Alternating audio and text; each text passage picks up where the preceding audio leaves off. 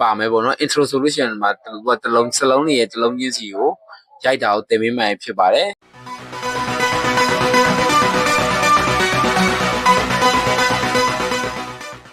အရင်ဆုံးကို repeat type နဲ့ဝင်လိုက်ပါ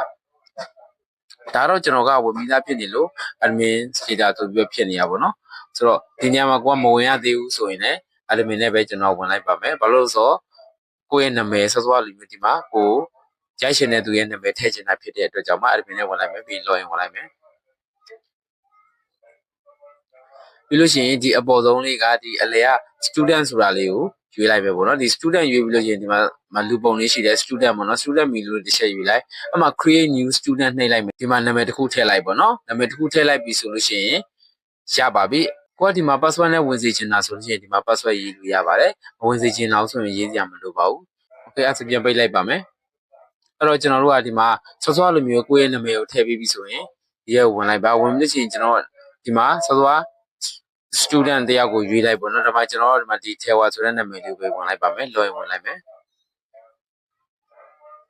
ခုလိုမျိုးတစ်ခါလေးမှာ error တက်တာမျိုးဖြစ်နိုင်ပါတယ်ဒါတော့အဲ့လိုဆိုရင်ဒီမှာ right click ထောက်ပြီးတော့ close နဲ့ပြန်ပိတ်လိုက်ပါပြီးရင်ပြန်ဝင်လိုက်ပါအရင်ဆုံးကျွန်တော်ဒီ screen share လိုက်မယ် share ပြီးမှ login ဝင်လိုက်ပါမယ်ဒါဆိုရင်တော့ရသွားပါပြီအဲ့တော့ဒီမှာဆိုလို့ရှိရင်ကိုကအခုမှစဝင်လာဆိုရင်ဒီမှာ intro ပါမယ်ပေါ့နော် intro solution မှာတလုံးစလုံးတွေရဲ့တလုံးချင်းစီကို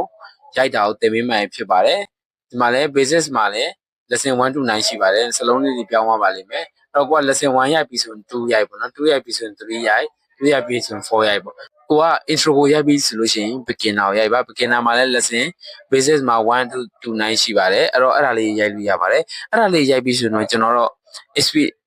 experience ကြော်လိုက်ပဲကျွန်တော် advance ကိုရိုက်ပါတယ်အပတ်မှာဆိုရင်စာပိုက်တွေအနေနဲ့ရရမှာဖြစ်ပါတယ်စာပိုက်တွေမှာလည်း1 to 70ရှိပါတယ်เนาะဒီမှာစာပိုက်တွေလည်းအများကြီးရိုက်လို့ရတယ်အဲ့မှာကိုကဒီမှာရိုက်ပြီးဆိုလို့ရှိရင်ရိုက်နေတဲ့အချိန်မှာလည်းကိုယ့်ရဲ့ type မြန်နှုန်းကိုဒီမှာကြည့်လို့ရပါတယ်